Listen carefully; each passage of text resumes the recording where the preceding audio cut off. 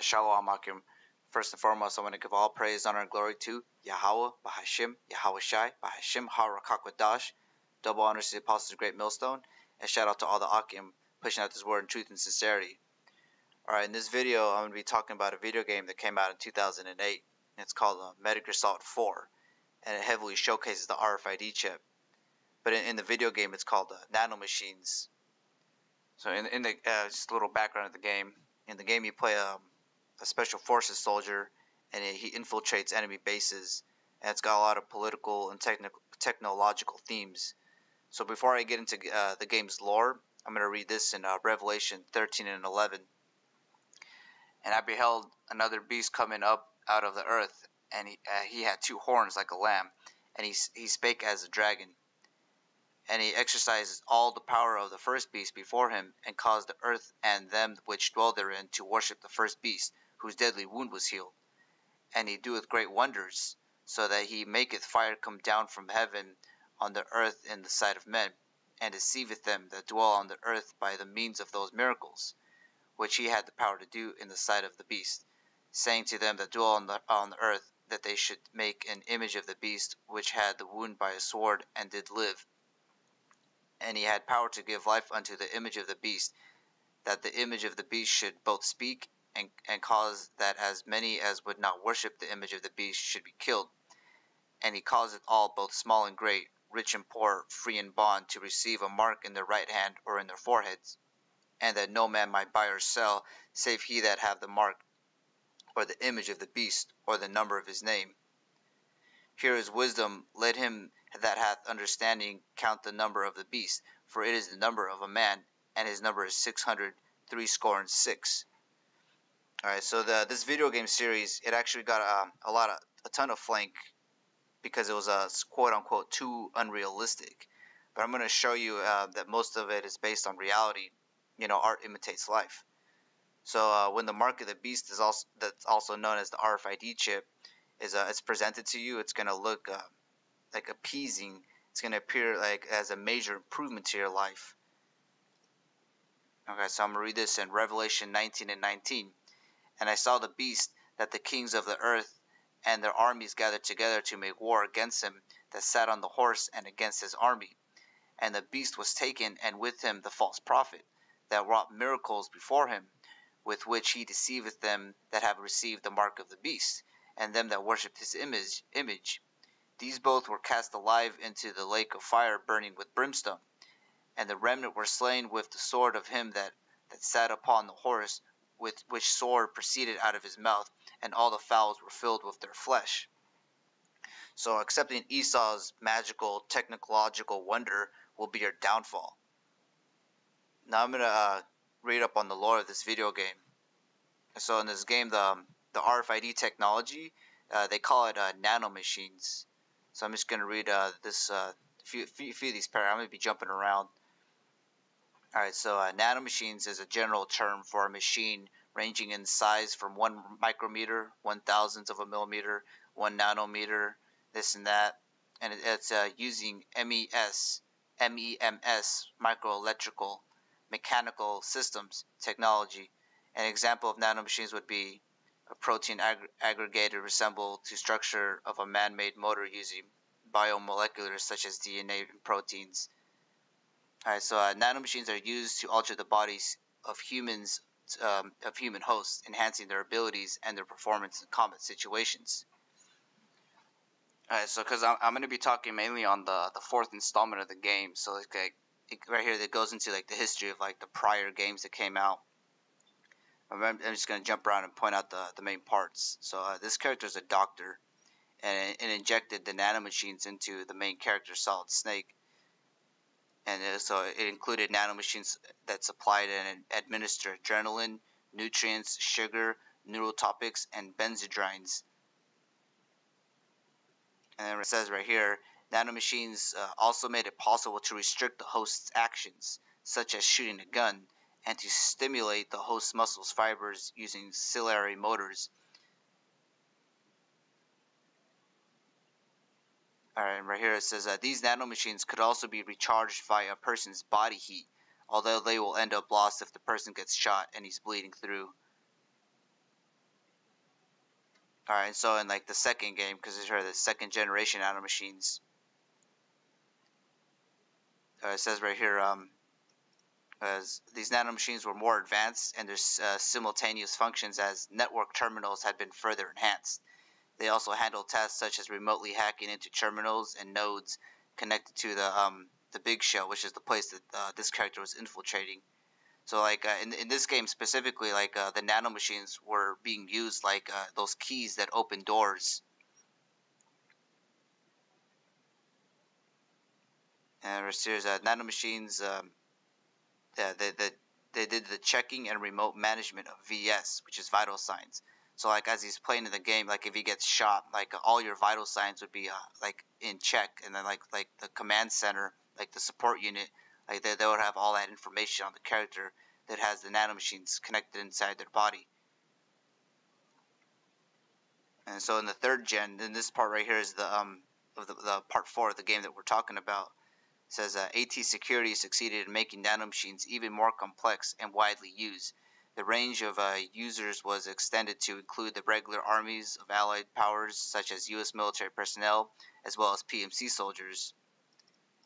Nanomachines, which in the past were designed to control and manage the individual's body, were now used as a tool to control a group.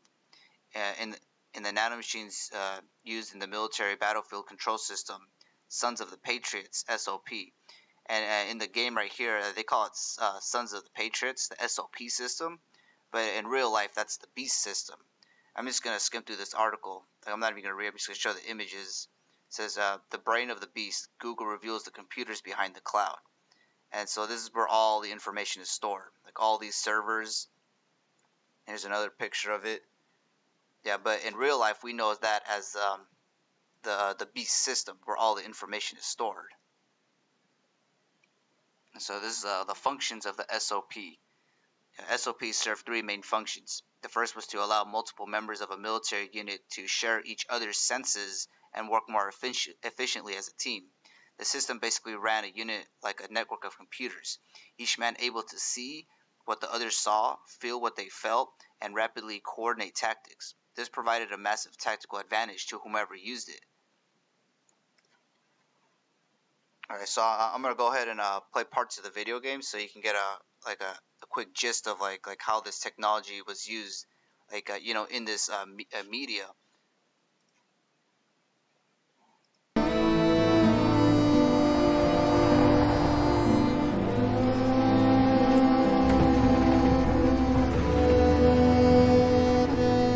War has changed.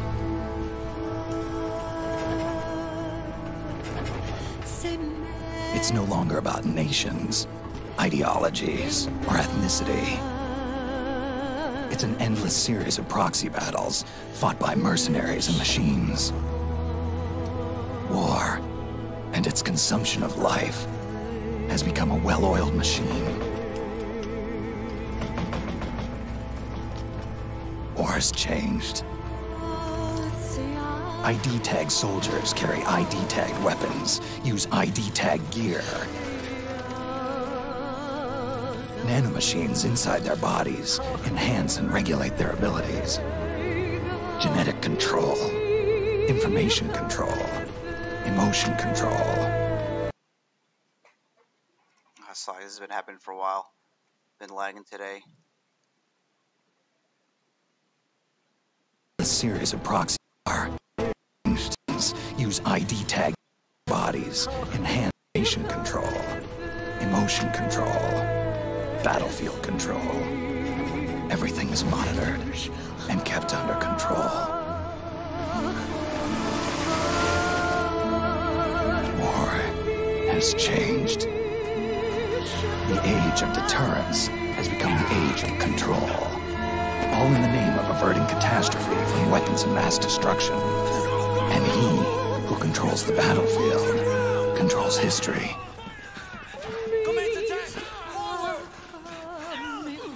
War has changed. When the battlefield is under total control, war becomes routine.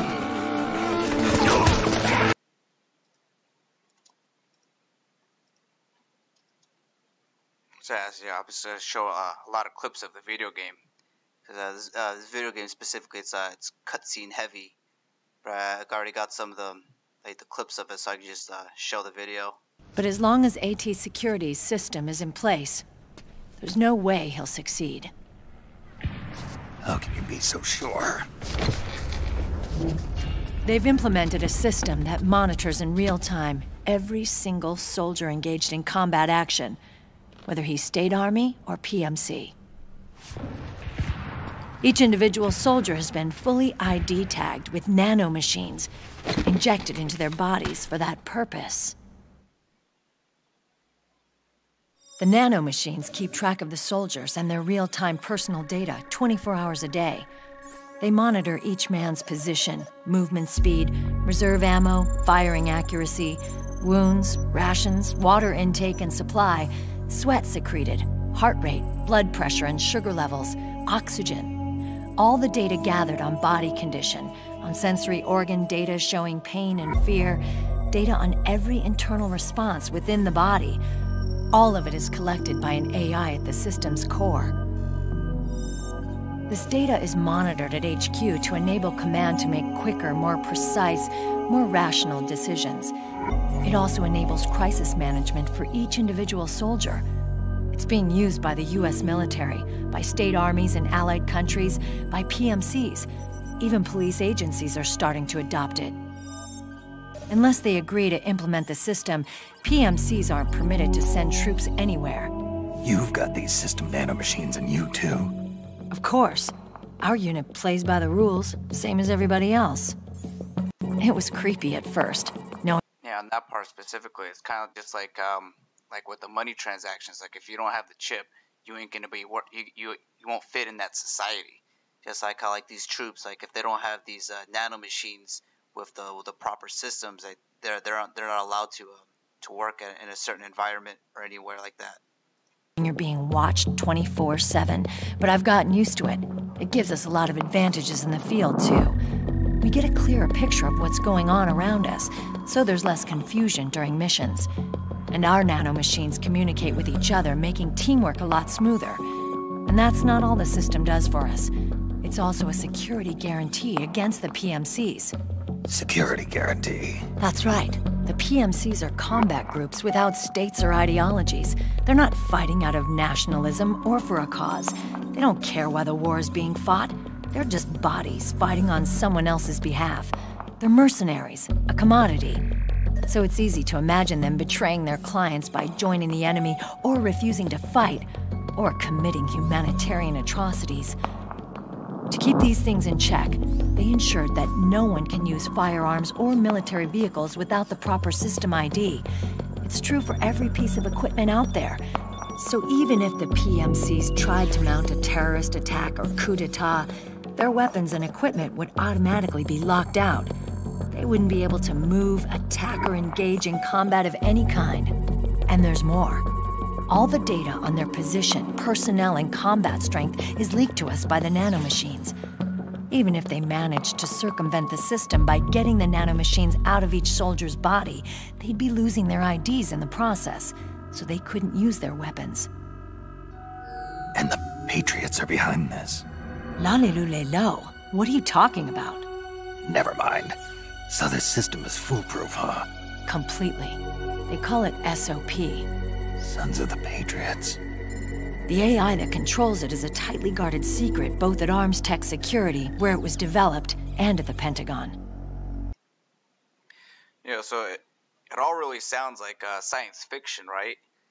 Like, there's no way that like that what you just saw in that video game, like there's no way that can be in real life, and that's why that game got a lot of flink when it came out back in 2008, because like it threw a lot of information to video game players, and they said it was a shitty game, makes no sense, it's science fiction. Okay, so I'm gonna read this article here, and it was posted in May 18th, 2018. Soldiers may soon have implantable health monitors and robotic surgeries done remotely. Now, within this article, I'm going to read just here, right here, these like few paragraphs. All right, so soldiers may soon be carrying monitoring devices that can alert doctors thousands of miles away to medical emergencies and the need for treatment. The device may even be implemented in soldiers and continuously monitor their status, the Army's top doctor said in describing the near future of Army medicine. We should be monitoring all soldiers at all times, looking for patterns of injury or other signs for early detection, said Lieutenant General Nadja West, the Army's Surgeon General. During a talk May 8 at the Association of the U.S. Army in Arlington, Virginia, we can do better when every soldier is a sensor. We can continuously monitor information culled from them. The monitors would send out streams of detailed data on a soldier's health. For example, a device could measure blood sugar levels, and a doctor or nurse hundreds or thousands of miles away can check on a soldier's diabetes and recommend treatment or calibrate insulin, remotely. Like I read in that Wikipedia link for the video game, like he was being remotely given sugars and adrenaline. So it says right here, there is an explosion of wearable and soon-to-be implantable peripheral monitors, West said. It completely revolutionizes how we can follow and impact the soldier's health and a patient's health. So I'm just going to skip part of this video to the specific parts.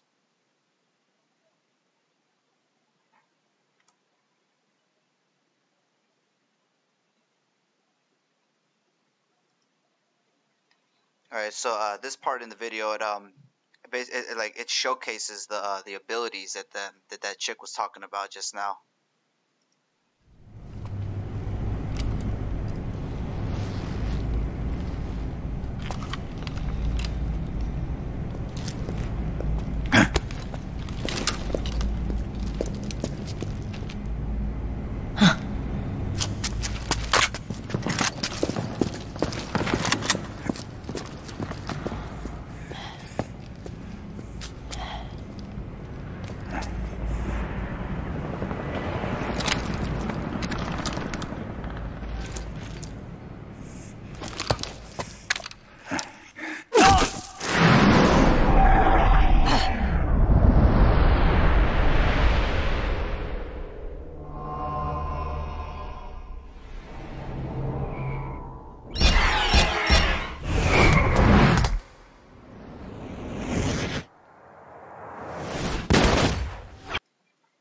So right there, as these each people saw their targets, and they communicated with each other to duck in this way right here, so they can all shoot the target effectively without harm, basically.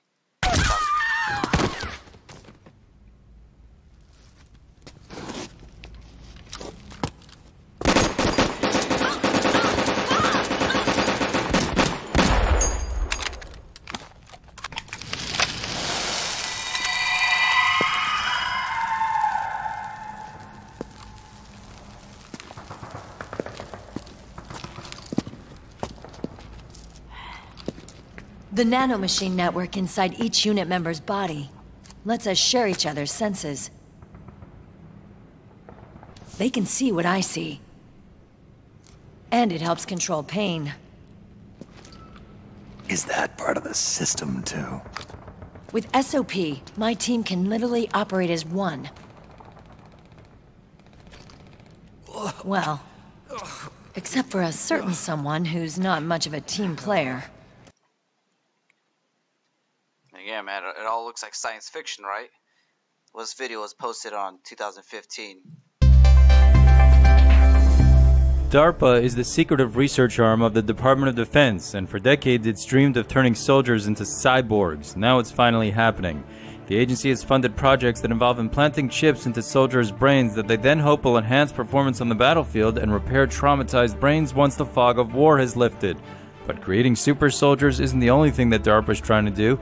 In a new book called The Pentagon's Brain, journalist Annie Jacobson reports on government scientists' hope that implanting chips in soldiers will unlock the secrets of artificial intelligence and allow us to give machines the kind of higher-level reasoning that humans can do. DARPA has explored how brain implants might help soldiers returning from war with traumatic brain injuries impacting memory. Other DARPA programs have aimed to help soldiers at battle to communicate by thought alone. See that part right there? We just saw that in the video game.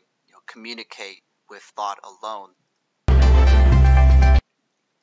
And is just a brief article. I'm not going to go into it, but the article header says, neuroscientists share thoughts by connecting three brains together. And this one's very recent. This came out in January 2nd, 2019, the year of the Karagma. I'm not going to go into the article, but any Occam can, search this one, because this one came out just a few days ago.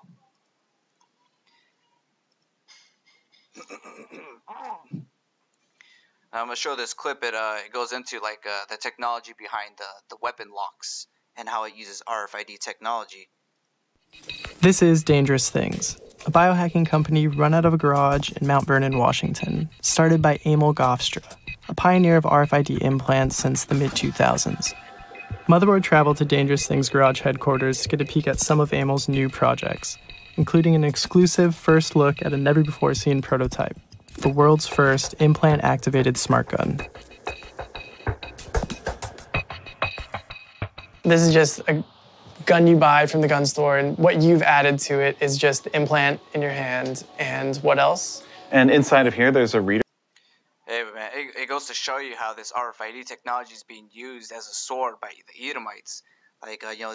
These two are obviously Edomites, and they're just going into their blessing. It doesn't matter what it is. It doesn't matter if it's a bow and arrow, a sword, a gun, or in this case, RFID technology. They're using it as a sword. Assembly and an antenna assembly. So when I grip the weapon, it reads the implant and unlocks the trigger. So if I try to pull the trigger, because I have no implant, it theoretically should not fire, right? Correct. And yeah, it definitely does not pull the trigger. Safety's not on or anything, right? So then when you try... So then if I grab the weapon... Would you consider yourself a gun guy, or are you kind of only doing this, as a proof of concept from the biohacking end of things? I wouldn't say I'm a gun enthusiast.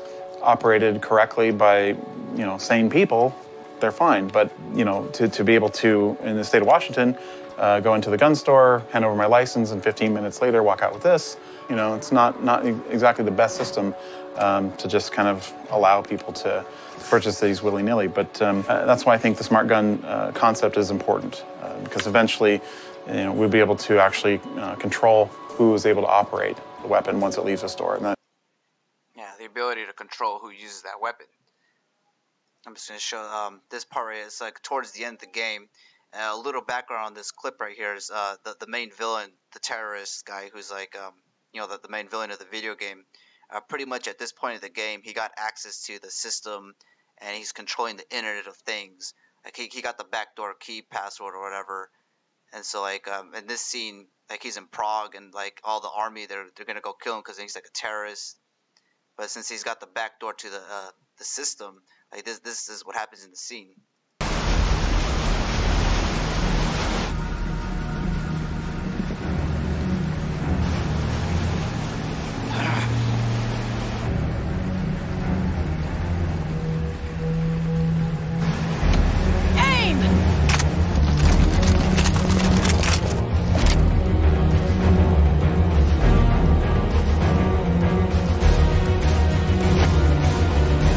Liquid! Stop! Fire!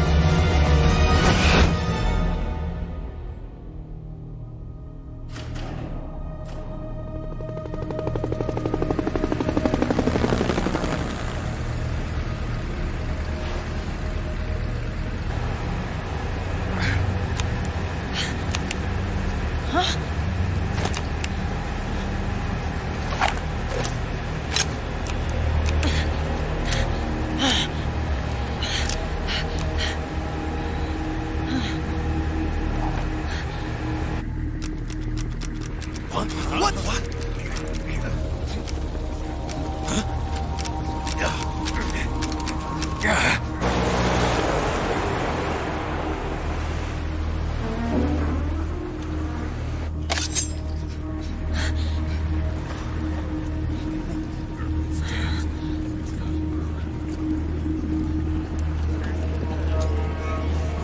The system is mine.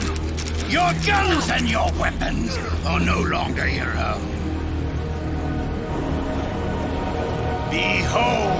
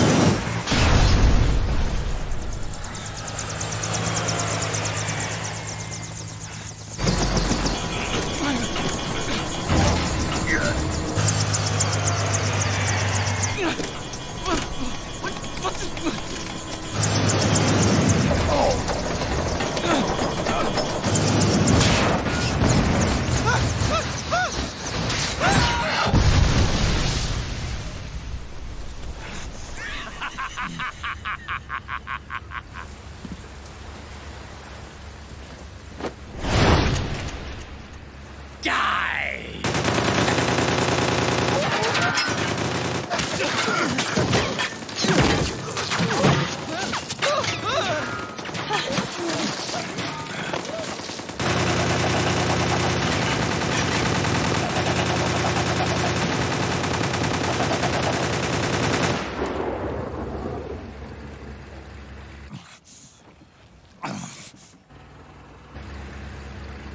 Bang!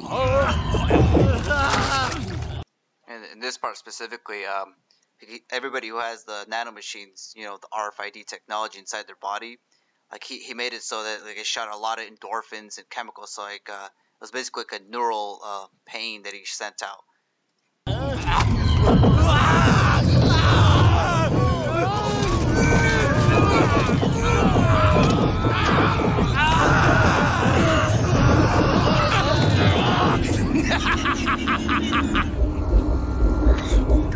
Justin! Ed! And I'll point out this character right here too. Like if you play the game, you'll you like from like the first game to the last one, you'll know he always dodged all the shots. So like this character right here, he doesn't have the mark basically. Commander! Commander! Akiba, you're okay? Yeah, I'm fine. But why?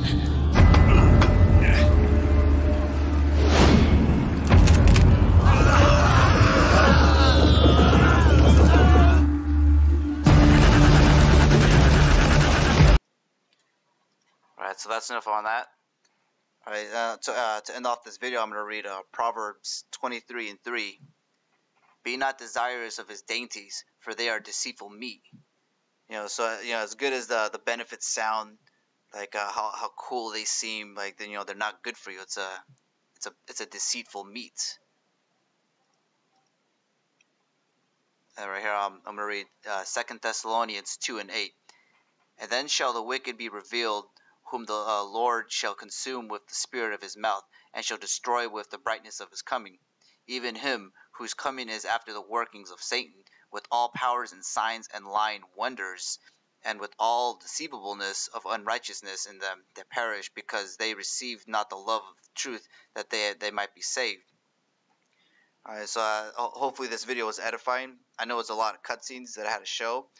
I hope that you know, like it invokes the Akium, you know, to like look into this RFID technology, you know, because this being 2019 year of the Karagma, you know, we got to push this at like as much as we can, you know. So hopefully this video is edifying, and don't be deceived, don't take the chip. Shalom Akium.